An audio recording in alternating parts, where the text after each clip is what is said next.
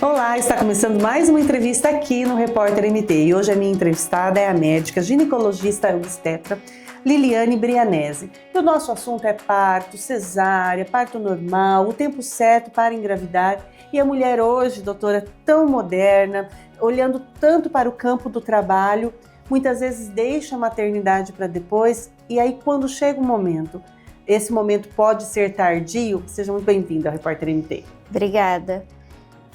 Sim, hoje em dia as mulheres estão deixando mais a maternidade mais para frente, né, com a intenção de realização profissional, pessoal, e nem sempre é possível, né, porque a gente vai envelhecendo, o nosso organismo, o organismo da mulher vai envelhecendo a partir dos 35 anos, e daí a chance de conseguir engravidar vai ficando menor. E realmente, quando acontece esses 35 anos, tem uma queda significativa. Depois dos 40, essa queda se acentua ainda mais. E depois dos 45, mais difícil fica? Mais ainda. A partir dos 40 anos, a taxa de conseguir engravidar é de 1% para menos. Olha só, e é próximo à menopausa, mas tem alguns casos, algumas exceções, que a mulher na menopausa engravidou. É muito difícil. Coisa de... Cláudia Raia é exceção. Cláudia Raia fez fertilização, né? Então, quando você diz a fertilização, é possível a mulher numa idade mais jovem tirar o óvulo e guardar para depois... Isso, existe o congelamento do óvulo. Então, quanto antes a gente fizer esse procedimento, que é um procedimento que vai pegar o seu óvulo bom, lá mais nova, e vai congelar. Então, quando você quiser engravidar posteriormente, com uma idade mais avançada, você pode usar um óvulo de 32, por exemplo.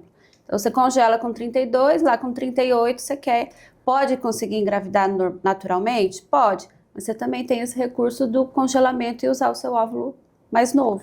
E aí o útero, ele está apto, então o útero não envelhece, o útero ele consegue suportar essa gravidez, toda essa mudança, numa boa. O que envelhece é o óvulo. O óvulo e os hormônios, né? O útero depende dos hormônios para se preparar para a gestação. Então, isso, com o passar da idade, vai ficando com déficit. Então, quando é uma gestação mais tardia, às vezes a gente precisa até preparar esse útero para que ocorra uma gestação. Então, por exemplo, como a gente já viu em casos assim, divulgados, que a mãe gera o óvulo da filha, coloca-se na mãe. Então tem que ter todo um tratamento dessa mãe. Uhum, sim. E tem a idade ideal que o óvulo está na sua melhor fase? Entre 20 e 30 anos. Que é a melhor fase. Que é a melhor fase. E 20 a gente está muito nova ainda, não tem maturidade para isso, né? Ainda mais no mundo de hoje que a gente está postergando. Mas seria a melhor fase. Tanta evolução na medicina. Você acredita que vai chegar um tempo em que vai ser possível também as mulheres engravidarem a partir dos seus 40 anos com um óvulo com a mesma qualidade de antes? A gente vai alcançar isso? Existem estudos para esse caminho? A medicina está evoluindo, né? Então, talvez lá na frente é possível. Não sei ao certo ainda. Tem muita gente torcendo. Tem muita gente torcendo. Liliane, tem todo um movimento também de filhos hoje que a gente percebe relacionado até à questão de religião, né? Eu tenho várias amigas, várias conhecidas que vivem esse momento em que não se evita, né? Faz de uma maneira muito natural e com isso a gravidez acontece com mais frequência e repetidamente. A gente sabe que um tempo atrás, na época das nossas avós, as bisavós, as mulheres tinham um número considerável de filhos, né? 9, 10, 15.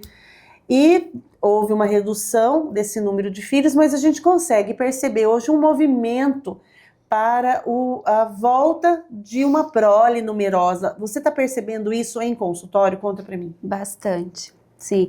Hoje tem um movimento que chama Aberto à Vida. Então é um movimento que as mulheres, é o que Deus mandar, né? Então elas acabam não se cuidando no sentido de fazer uso de anticoncepcional, tabelinha, é aberta a vida. Se Deus mandar é porque tinha que ser. E está aumentando bastante. Por um lado, para você constituir família, é bom. Mas pelo lado da obstetrícia, se você tiver algum problema de saúde, existem os riscos, né? Principalmente se você tem cesárea. quanto mais cesáreas você tiver, mais risco você tem de ter complicações numa futura gestação. Então, tudo isso tem que ser bem estudado, bem abordado e passado informação, que muitas ainda não têm.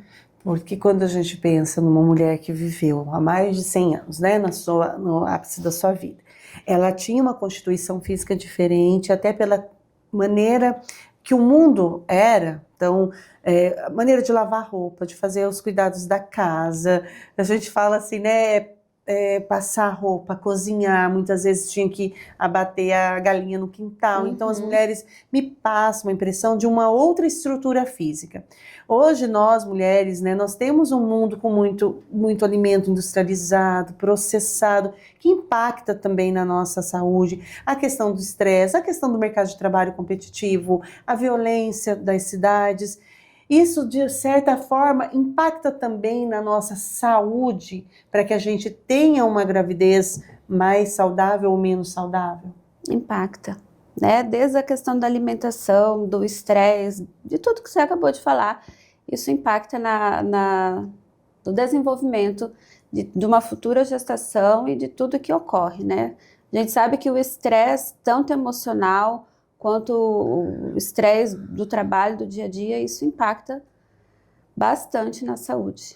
E aí, hoje, uma mulher conseguiria ter, assim, considerando todo esse mundo moderno, 10 a 15 filhos com a tranquilidade que se tinha lá atrás? Qual que é a sua opinião?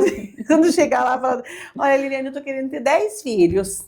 Eu acho que tudo tem que ser planejado, né? Primeiro você precisa cuidar da alimentação, cuidar da gestação, se programar e tentar o máximo possível a via de parto. Nesses casos é importante, porque o parto normal seria mais interessante nesses casos, porque é mais natural, ainda mais se você quer ter uma prole numerosa, né? Porque a cesárea a gente vai agredindo o útero, é uma cirurgia, né? E vai ficando cicatriz. Então, a cada cicatriz, aquela região que foi cortada, ela vai ficando mais fina. Então, existem as chances de complicações, de romper, de ter alteração de placenta, e isso põe em risco a vida da mãe e do bebê. E o parto normal, mesmo numa quantidade, tem um número assim, ó, a partir de 5 partos, a partir de 8 partos normais, né? A gente tem que ter atenção ou não? A mulher pode ter o tanto de parto normal, considerando uma mulher, né, saudável, sem nenhuma outra complicação que possa acontecer. As multíperas, que é como a gente chama quando tem bastantes partos, elas podem acontecer algumas complicações, né, durante a gestação e durante o parto também. Eu já tive 5, no próximo não vou ter nada. Não é bem assim, né? É mais fácil, talvez, o tempo de duração do trabalho de parto talvez seja mais curto, mas não significa que ela não possa ter alguma complicação. Então, eu acho que alguém que é aberto à vida, uma mulher que quer, tem que se programar. Se ela teve complicação no segundo, no terceiro, no quarto, aumenta a possibilidade de ter mais complicação nos próximos, ou ela pode, de repente, ter um parto sem qualquer complicação? É algo que vai escalando? Aumenta. Dependendo da complicação, sim. Aumenta.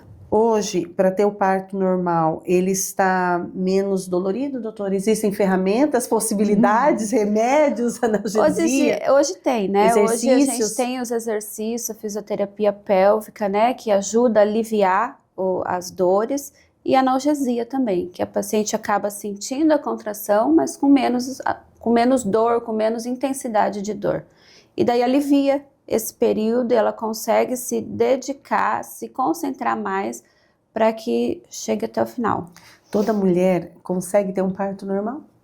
Teoricamente, sim. Mas depende de alguns fatores, né? O parto normal, ele precisa de algumas coisas estarem andando em conjunto. Primeiro, ela precisa entrar em trabalho de parto. O fato de ter as contrações faz o útero ter a dilatação, e a dilatação faz a descida do bebê. Então, essas 3 coisas têm que andar em conjunto. Às vezes você tem a contração, mas não tem a dilatação. Às vezes você tem a dilatação e o bebê não desce. Então, a gente precisa tomar algumas atitudes ali, algumas condutas para ajudar Às vezes dão certo e às vezes não dão certo. E daí, nesses casos, existe a cesárea, né? E a cesárea vem para salvar vidas. Qual que é o grande problema que eu vejo hoje em dia? Tem muitas mulheres que elas querem um parto normal. Elas não querem um nascimento bem, né? E eu acho que o desfecho final tem que ser a mãe e o bebê saudáveis, independente da via de parto. Você pode programar ter um parto normal? Pode, mas tem um plano B, né? Se não der certo, é para salvar você e o seu bebê. Então, eu acho que isso é importante. Sem radicalismo. Sem radicalismo, né? Nenhum médico hoje em dia, nenhum obstetra faz um parto, e isso eu falo tanto quanto você está na rede privada ou pelo SUS, ninguém vai fazer um parto, uma cesárea, se não tiver indicação, se não tiver necessidade. Então, às vezes você está lá, você idealiza um parto normal, via vaginal, e isso não acontece. E eu já peguei várias pacientes que ficaram deprimidas, tiveram depressão pós-parto por não conseguir o parto normal. E o parto, ele tem um período que o bebê precisa, assim, se ultrapassa, ele pode entrar em sofrimento? Pode. Pode deixar sequela na criança? Pode, principalmente para o bebê, né? Tem as sequelas e tem sequelas que são irreversíveis. E doutora, a cesárea, como você disse, houve um tempo em que as mulheres buscavam muito a cesárea para poder agendar, tinham muito medo da dor do parto normal, então teve todo um movimento também da valorização do parto normal, né, de mais informação. Hoje, quando você verifica no consultório, está mais equilibrado a busca no sentido de dizer assim, não, doutora, eu estou tranquila, o que for o meu melhor momento, ou daquelas, não, eu quero parto normal, ou ainda tem aquelas que falam, Liliane, eu preciso de um parto cesárea, eu não consigo pensar na possibilidade de ter um parto normal. Tem. De uns 15 anos para cá mudou muito esse movimento, né? A onda de parto normal voltou, né? E voltou com força, e hoje nós temos bons recursos para isso. Só que tem muitas mulheres que têm medo. Tem medo de sentir dor, tem medo de passar por essa experiência e escolhem a cesárea. Eu acho que independente da via de parto, o parto ele precisa ser humanizado. Hoje tem... O que é um parto humanizado? O que é um parto humanizado? Não é um parto via vaginal. Todos os partos, eles devem ser humanizados. É um parto em que você respeita o tempo da mãe e do bebê. Seja vaginal ou não. Seja vaginal ou não. Então, a gente precisa de um parto que seja acolhedor, um parto amoroso, um parto respeitoso, independente da via de parto. E isso faz toda a diferença no pós-parto, no período do puerpério, tanto para a mãe e para o bebê. Então, eu sempre falo que o primeiro trauma da vida de alguém é o nascimento, né? Então, a gente precisa mudar isso. E mudando primeiro a forma de nascer, a gente consegue mudar o mundo. Isso não é uma frase minha, é uma frase de um médico francês. E eu acho que é por aí que a gente tem que caminhar, fazendo a humanização, né? Existe o acolhimento na cesárea e no parto normal. Muitos entendem que o parto normal é um parto onde não rompe a bolsa, onde não põe remédio, e não é isso. É respeitar o momento que está se vivendo. Não é querer apressar o parto, é respeitar o momento. Se está tudo bem com a mãe e o bebê, vai no tempo deles. Tem muita sensibilidade. Eu li no seu Instagram uma frase que você escreveu e eu achei tão assim, sensível, que você diz assim, sou eu que acolhe. Sou a primeira pessoa a acolher o seu filho quando ele nasce. Né? E você diz isso para a mãe, escolha bem quem vai acolher o seu filho, né? Que exatamente. A mulher, ela gera, ela guarda, ela sonha, ela cria tantas expectativas, e o parto, que é o momento que vem à tona, né? Todo esse sonho gerado, gestado, o quanto é importante. E quando você citou também a questão da rede pública, a gente vê também um avanço na rede pública em relação às leis, em relação aos programas, para que as mulheres, independente de onde sejam atendidas, elas tenham acesso ao parto humanizado, ao acompanhamento, a ser acompanhada, Sim. A poder também escolher, né? A gente entrevistou aqui um vereador que diz em relação a mulher ser atendida por uma profissional mulher, porque muitas vezes ela vem ali de uma história de violência, que ela quer ser atendida por uma mulher. Você percebe também esse movimento no sentido da mulher ter mais garantias e mais, assim, respeito em seus estados, seja de pós-parto, na gravidez? O que todos querem é ser acolhido, né, e respeitado. Antigamente tinha muito, era vontade do médico que estava ali, vamos fazer assim, pronto, sem ouvir o que a paciente realmente quer, né? Tem muitas que chegam, não, eu quero tentar o parto normal. Não, eu não quero, eu tenho medo. E a gente conversa, e às vezes numa conversa a gente consegue mudar isso, né? Tem gente, eu trabalhei no SUS por 12 anos, lá no Hospital Santa Helena, então a gente vê de tudo lá, né? Tinha mulher que chegava assim, eu quero cesárea. Daí a gente conversa, a gente explica, primeiro filho, 15, 16 anos, o parto normal ia ser muito bom, né? Então vamos tentar pelo menos. E daí numa conversa você consegue acolher, você consegue mudar, passando segurança. Desmistificar, né? E doutora, a cesárea, pós-cesárea era algo muito dolorido, né? Que se eu sou mãe, tenho uma moça e o meu caçula tem 10 anos. Mas da minha menina, que tem 14 anos de diferença do meu menino, eu já percebi uma mudança muito grande na questão da dor pós-cesárea.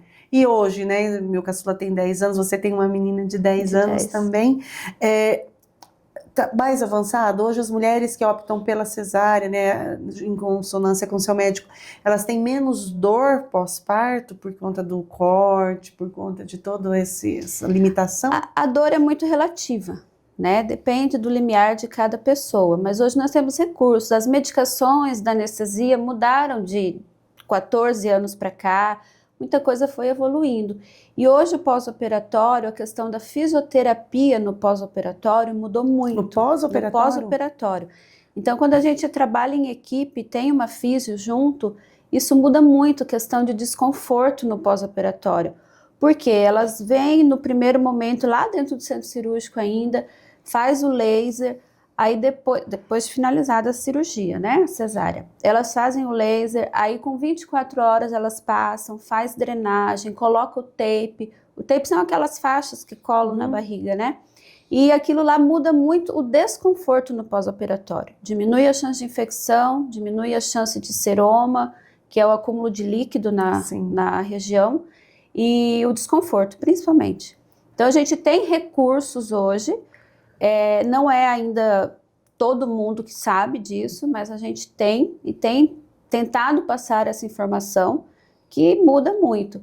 Inclusive questão de calcinha no pós-parto, né? Aquelas calcinhas de loja de departamento são calcinhas normais, que é só um pouquinho mais alta. Mas existem calcinhas certas para se usar no pós-operatório. Que elas são mais firmes, elas têm um tecido mais firme de nos fazer, assim, segura mais. Segura, né? Faz a compressão, tem que ser uma calcinha de compressão. Olha só. E a caminhada logo após a cesárea, claro, respeitando, né, passar o momento da anestesia, também é indicada? Sim, deve ser feita. Porque diminui a chance do edema, do inchaço, diminui a chance de trombose e ajuda na recuperação. Porque a gente sempre tem essa tendência a pensar, né? Nossa, fez a cirurgia, cortou a barriga, não posso levantar, tem que ficar deitada em repouso absoluto. Não é assim. O exercício, claro, acompanhado, ele é fundamental para a recuperação. Lógico, no pós-operatório você não pode fazer esforço. Mas o deambular, o andar ali, tanto no hospital, em casa, pode. Doutora, o papel do pai, do acompanhante, de ter uma pessoa na família, da confiança dessa gestante, é importante ela se sentir acolhida em família, e se ela, lógico, está casada, tem, né, a companhia de um parceiro, muda na hora do parto, a presença? É fundamental, né? Isso dá uma segurança para ela, isso estreita laço entre, se for o pai, né, entre o casal, e também com o pai, com o bebê, né? Isso é fundamental, faz parte do acolhimento, né? Engraçado, durante a pandemia, não podia os acompanhantes, né? E a maioria dos meus partos, quando eles não podiam entrar, a gente fazia uma chamada de vídeo para ele ver o nascimento. Porque é um momento único, né? Não vai nascer de novo, né? Você pode ter outro filho, é outra experiência, mas precisa. E daí Graças a Deus a tecnologia nos ajudou nisso e a gente fazia videochamada para ver o nascimento. Já teve algum pai que desmaiou? Já. A neném. Já teve. A hora que ele viu o nenê, caiu. Desmaiou. E hoje até isso faz parte, porque a gente se preocupa com isso. Eu me preocupo com isso. Então, assim, o acompanhante, ele vai entrar, depois que a anestesia estiver feita, o paciente já está coberto e ele vai ficar ali na cabeceira. Ele não vai ver eu cortando, não vai ver sangue, nada. Ele vai ver o melhor encontro, né? Que tem que ser o melhor encontro da vida. E ele vai ver o nascimento. Só aquela parte. Acabou, nasceu, tá tudo bem, o bebê tá respirando, a gente deixa o acompanhante cortar o cordão umbilical, se ele quiser. E daí tá tudo bem, entrega pro pediatra, já vai pro peito, contato pele a pele. E daí depois que vai fazer os primeiros cuidados. Doutora, parto na água. Qual a sua opinião sobre isso? É bom, alivia um pouco a dor ou a água, né? Principalmente a água morna, alivia um pouco. Então a maioria não, algumas gestantes elas querem esse tipo de parto por conta do alívio da dor. E é algo que aqui em Cuiabá acontece, é acessível, os hospitais têm essa estrutura? Hoje nós temos o hospital particular e tem 3 da rede SUS, né? No SUS não tem a questão de banheira, mas no privado tem, que é a suíte, que tem aí a banheira, tem todo um acolhimento que dá para acontecer. E é um parto como o outro, apenas com mais conforto da água morna. Isso.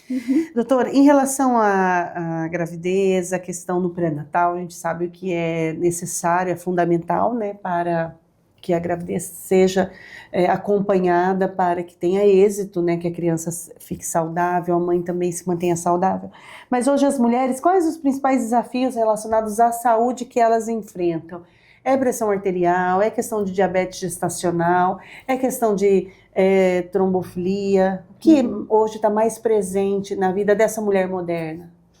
Então, o pré-natal, tem muitas mulheres que acham que é só ir lá, o médico só vai lá, vai medir minha barriga. Pré-natal não é isso, né? A gente tem todo um acompanhamento, a gente conversa a questão de tudo, prepara o emocional, prepara o corpo, questão de alimentação. E nós como médicos obstetras, nós temos um olhar diferenciado, né? Às vezes a paciente, eu engordei muito, mas eu já vi que o engordar muito aumentou a pressão dela. Então a gente tem que ir cuidando. Quais são as principais complicações hoje que tem? É a pré-eclâmpsia, né? E o diabetes gestacional. É algo tão antigo, mas ainda continua, né, doutora? A pré-eclâmpsia hoje cerca de 7% das gestantes tem isso, que é a pressão alta na gestação. E se a gente conseguir cuidar disso na gestação, a gente tem sucesso. E hoje já existem exames que são feitos do primeiro trimestre que você consegue ver o aumento de risco dessa gestante ter pré-eclâmpsia lá no final. Já sabendo disso, desde o início, a gente já cuida. Então a gente consegue ter mais sucesso. Então a gente precisa cuidar. A alimentação interfere, a atividade física interfere. Então tudo tem que andar em conjunto para que lá no final a gente consiga ter o sucesso desejado. Diabetes gestacional também é outro problema que está cada vez mais comum, né? A nossa alimentação está bagunçada, né? E daí isso vai levar consequências para lá. Então a gente precisa cuidar. Então a alimentação da mãe não é comer tudo que quer. Eu tô grávida, vou comer por 2. Isso é lenda, isso não existe. Né? Infelizmente, eu falo isso todo dia, infelizmente a nossa cultura é que grávida tem que comer por 2. E não, grávida não precisa comer por 2. Grávida precisa comer comida de qualidade e não de quantidade. Isso faz toda a diferença lá no final. E doutora, em relação às trombofilias, SAFs, essas situações em que a mãe precisa tomar anticoagulante, isso também é algo que apresenta crescimento, é estabilizado, muitas mulheres...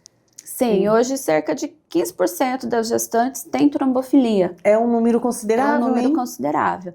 E muitas das vezes só descobrem depois da primeira ou segunda perda. Então a gente precisa olhar para isso. Esses tempos tem umas 2 semanas, chegou uma paciente que já tinha 2 perdas e ela foi num médico, o médico falou bem assim, não, a gente só faz depois que você perdeu o 3º. Gente, isso não existe, né?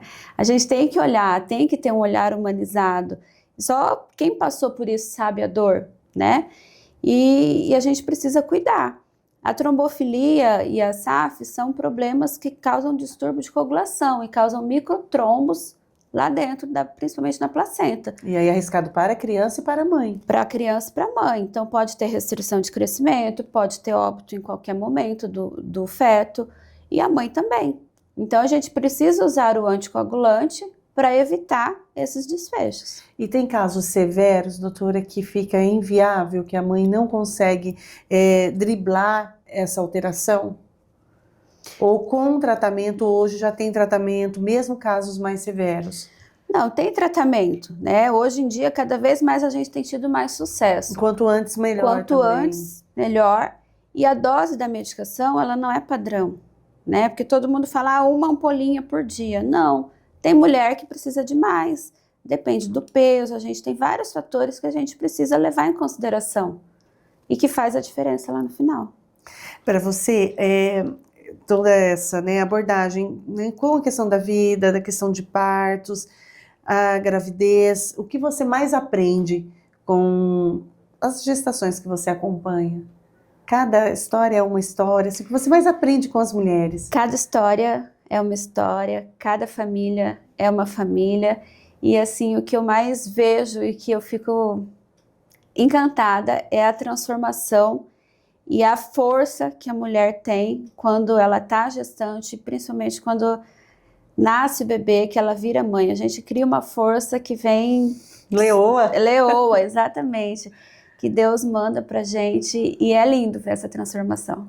Então, desse tempo de história, né, de trabalho, assim, que história para você, assim, que momento para você inesquecível, entre tantos, mas que te fizeram perceber que a vida realmente é um milagre, que Deus existe, que ali ele junto, claro, com a medicina, com a ciência, trouxe um resultado que te, assim, impactou.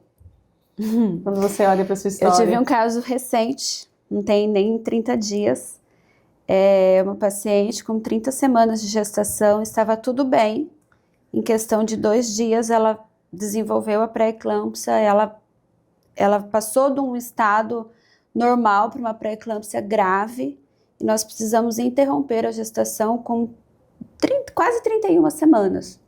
Um bebê pequenininho, 1,2 kg, ainda está na UTI, né, ganhando peso, e foi uma história assim que me marcou, porque foi muito rápido, tudo aconteceu muito rápido. E essa paciente, no caso, ela recebeu alta, ficou uns 5 dias no hospital, estabilizamos pressão, ela recebeu alta, e com 13 dias do parto, ela chegou lá no consultório, consulta de rotina pós-parto, sangrando. Mas sangrando muito. E assim ela continuou, eu fiz medicação, fiz tudo e não parou, aliviou. Eu falei, eu quero ir para casa. Ela foi para casa, me ligou, não melhorei, fomos para o hospital.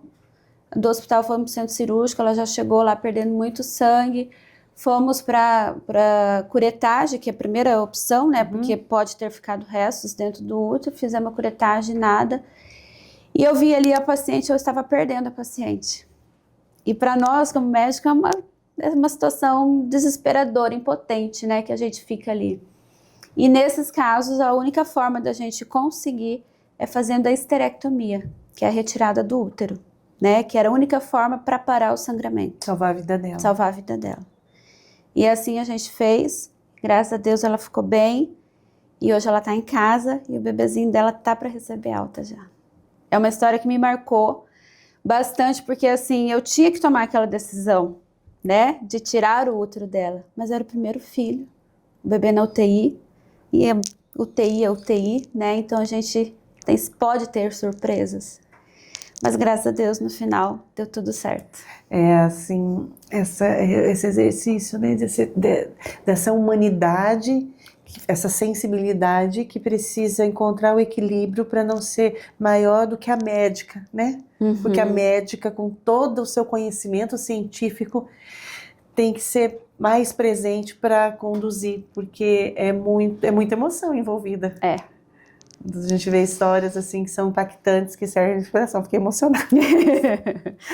Eu já chorei bastante também, porque eu saí do hospital esse dia, assim, chorando. Porque em raras, às vezes acontecem, né? A gente acompanha muitas vezes pelas notícias, que situações que são imprevisíveis, que tudo foi feito da maneira correta, mas aquele era o momento, aquele era o dia, e o médico se vê nessa situação.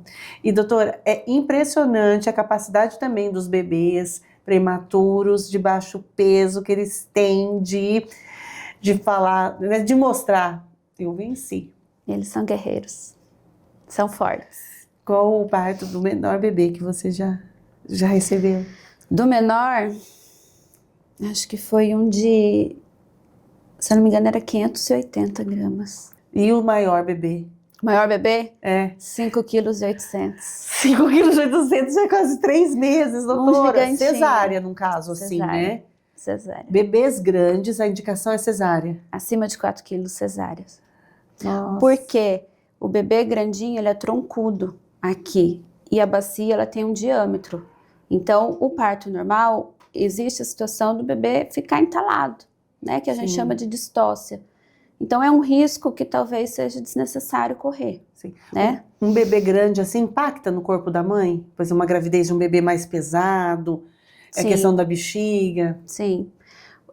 Antigamente falava que o parto normal levava à incontinência urinária, né? A perda de urina. Hoje já sabe que não é só isso, né? O fato de você ter ganhado muito peso na gestação, mesmo que seja cesárea, isso influencia depois lá na frente. Então aquelas mulheres falam, engravidei, engordei 25 quilos, 30 quilos, isso aí é fora de moda, né? Isso é fora de conversa. Qual que é o peso, o quanto de peso que a mulher saudável pode ganhar?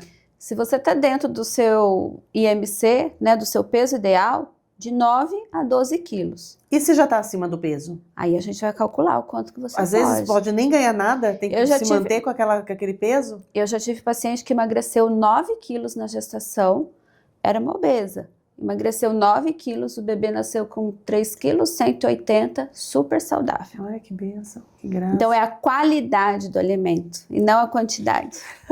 Doutora, eu quero agradecer a entrevista e deixar a câmera também aberta para você, caso tenha algo importante em relação à parto. A gente é um tema que dá para a gente fazer várias entrevistas sobre vertentes e nichos específicos, né? Hoje a gente falou de uma maneira mais geral, mas com essa abordagem do parto normal, de cesárea, com as mulheres hoje que buscam ter filhos com uma idade mais madura, porém também querem ter numerosos, né, uma prole numerosa. Qual é a dica, então, para aquela mulher que está nos assistindo, aquela dica para a mulher depois dos 30, porque geralmente é difícil a gente encontrar hoje mulheres na faixa dos 20 que pensem, não, eu já quero ter um filho. Eu confesso que a maioria dos mais diversos níveis sociais, elas estão bem focadas no mercado de trabalho, na qualificação, na sua independência financeira para depois vir a ter suas crianças. Mas qual seria, assim, um conselho de ouro para essa mulher que ainda não é mãe? Eu acho que o importante é se programar, né? Ter informações, converse com o seu médico e se programe para o que você quer. Tudo bem você ter uma gestação aos 40 anos, mas se programe para isso. Às vezes você congelar seu óvulo lá com 30 seria uma coisa certa para que lá na frente, 10 anos depois, com 40, você tenha sucesso no que você quer. Então, os sonhos existem, a gente não pode adiar, né? Então, primeiro eu quero, vou casar, ter a minha casa, realização profissional, para depois ter filhos. Eu sempre falo isso para as pacientes. Qual é o impacto? Eu sei que tem impacto, né? A vida muda depois que você vira mãe, que você tem filho, muda tudo. Mas assim, você ter filho agora e você ter filho daqui 2 anos, você tá casada, você tá estável, o que que isso muda? Né? Então eu acho que a programação é o melhor caminho. E o leite materno, em qualquer fase, ele é o mesmo, ele não muda? Não, ele vai mudando. A capacidade também de produzir e a textura do leite? Sim. Qualquer gestação, independente da idade, a gente tem as fases do leite. Primeiro é o colostro, que sai, que tem mais anticorpos, que vai dar defesa para o bebê até chegar às vacinas, ele ter a sua própria proteção. E o leite, depois que ele desce, de 2 a 3 dias do parto, o primeiro leite ele é o que a gente chama de leite anterior. É um leite que tem mais água. Então, é o leite que ele vai servir para a sede do bebê. E o leite posterior, que é um leite que tem mais gordura, ele vai saciar a fome do bebê. E o bebê, o ideal é que ele mame até quanto tempo? Porque tem mulheres que amamentam depois de 1 ano, 2 anos, o bebê está com 3 anos em pé. O mínimo, o que o Ministério da Saúde recomenda, a Organização Mundial da Saúde recomenda, é 6 meses. Né? Depois de 6 meses existe a introdução alimentar. Daí para frente, é entre mãe e filho. É um dengo, né? É um dengo. Suporte nutricional não tem mais necessidade, é mais por aconchego. Então, tem mãe que está lá com 2 anos e está mamando. Você está bem? Eu sempre pergunto, você está bem com essa questão? Sem julgamento, sem culpa, sem julgamento, né, doutora? Tem muitas que falam, não, eu tô cansada, eu não aguento mais, eu não durmo mais à noite. Mas, então vamos ver, para você ficar bem também. Ele é mais aconchego. Só que daí é posicionamento, né? Você vai conversar com o bebê, falar, ó, acabou, não tem mais mamar. E não tem mais. O problema é que não tem mais hoje, amanhã ele faz birra, a gente cede. Dá o peito. E daí já era. E doutora, para a gente finalizar, também há um movimento, né, porque você é médica, ginecologista, obstetra, mas é ginecologista antes, né, da questão do parto, de mulheres que percebem um aumento em Cuiabá, ou no consultório, de mulheres, né, conversando com as colegas também, participando de encontros, eventos, de mulheres que estão optando por não exercerem a maternidade, por não serem mães, não querem gestar. Tem aumentado isso também, né? Da mesma forma que estão postergando a maternidade, tem muitas que estão optando por não ter. E eu sempre falo, você está certa dessa decisão?